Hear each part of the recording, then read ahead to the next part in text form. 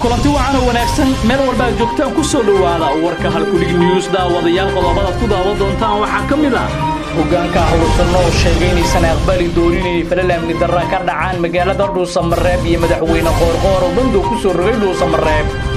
koox hubaysan oo sargaal ka tirsan militariga Soomaaliya ku dishay maanta degmada Hodan ee gobolka Banaadir Kenya oo sheegtay in shabaab ay guriyo ku gubeen magaalada Gaarisa dadna ay halkaas ka afduubteen farmaajo ka hadlay xiisadda Jubbaland Puntland iyo khilaafka Kenya dawladda oo sharaxday shuruudaha loo maray deynta la cafiyo iyo duqeyn ka dhacday mid ka mid ah saldhigyada Mareykanka ee ku yaala wadanka Ciraaq haddii aad nagu cusub tahay ama aad nagu soo biirtay fadlan daawade subscribe channelkan si aad u hesho wax kasta oo aan channelkan soo gelino taariikhdu waxay tahay 14 bisha 2 Febraayo sanadka 2020 intaad maqasheen iyo qodobo kale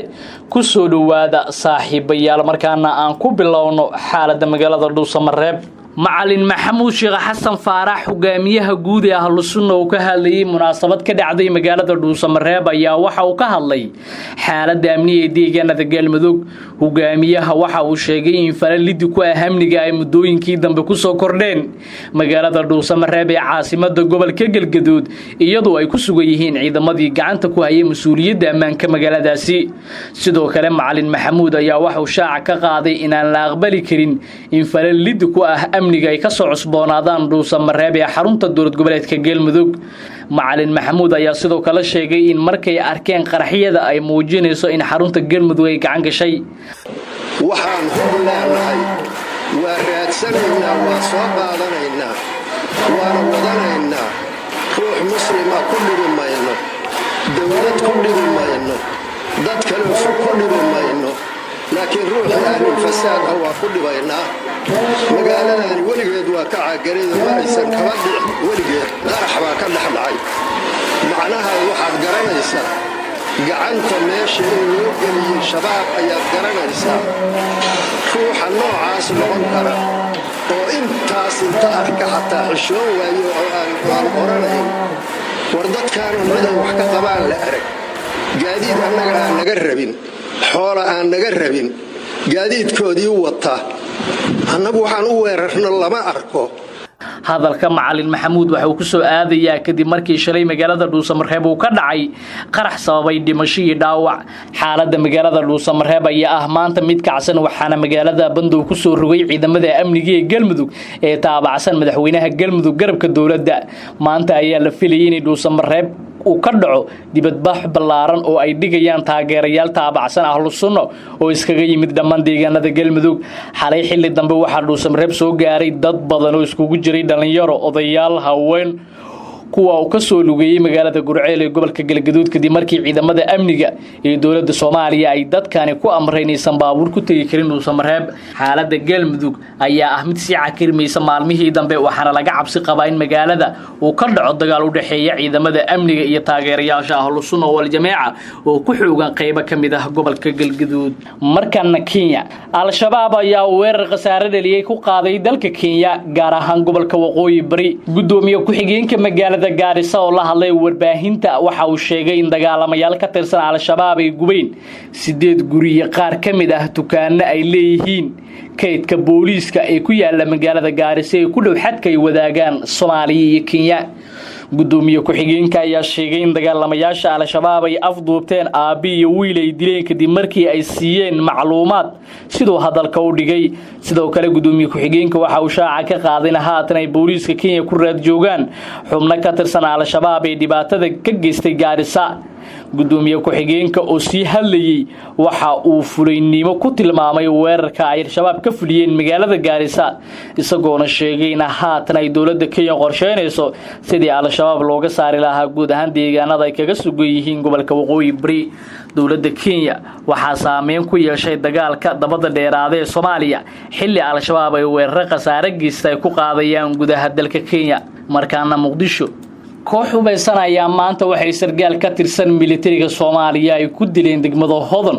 ee gobolka Banaadir الله ونحرسته سرقال كل دلي أيال لجوم جعاب جري جاشان لسر محمد عبد الله وكتر سنة ملترية صومالية وحنا دلكي سوكر عي حافظ هان تدير دقمة هذا دلك مرحومك وحافلي لبقف أو بستولة وضعتا سيد أي ورباهين توشيجين دد كديجان كوحدي دلك كدم بيسي أي دربا قابت إسكا بحصدي إذا ما كتر سنة بوليسك هذا يقوى ديني له وجاري حافظ ودلو كدعي أي بارتانو كوبان هالكازيك سمي منجرين ولي وحوره كسو بحي لامها من دولة الصومالية دولة الصومالية يا شرح شروطها لو مرية دين عفين الصومالية وسيرك وسارة مالية حكومة الصومالية عبد الرحمن دعالة بيلي أي بوغادي هذا الكيش اللي كسو يري بنكي دونك يا هايد العقد دونك يا IMF كو أدنى إن صوماليا أي مضنتهاي إن لقى فيو ديمها فراها بدن اللي يقول يا هاي شركة جيرايد وما أنتو قبتين مقدشة وسير بيلا كو شرحي وضد لو مريو إنه قدام بين صوماليا لقى في ديمها عيد ديمها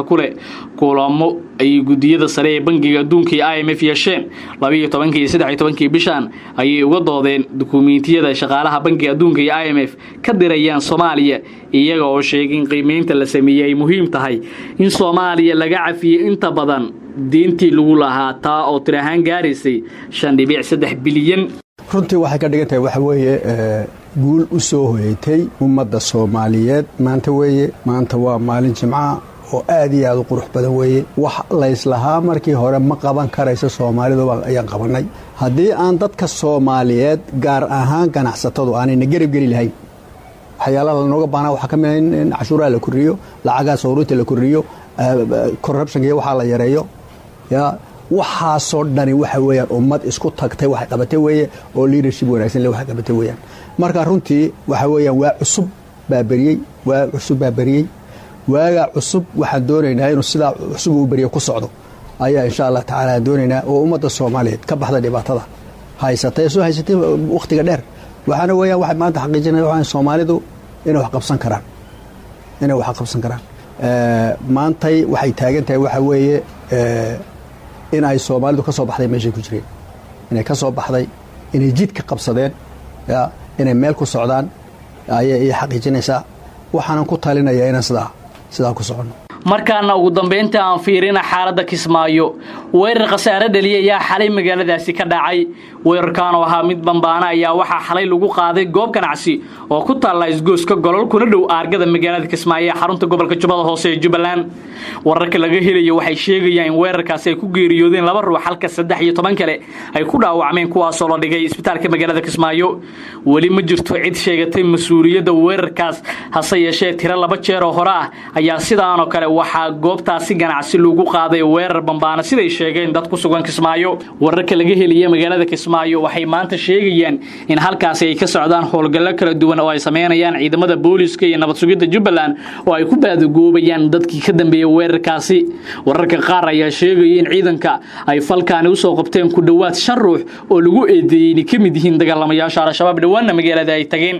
magaalada Kismaayo waxay kamid tahay deegaanada ugu amniga wanaagsan gobolada koonfureed iyo guud ahaan Soomaaliyaba waxaana si ku meel gaar ah ugu shaqeeya madaxda Jubbaland daawadayaal waa naga inta warkii aad kala socoteen halku News hadii aad nagu cusub tahay fadlan daawade subscribe channelkan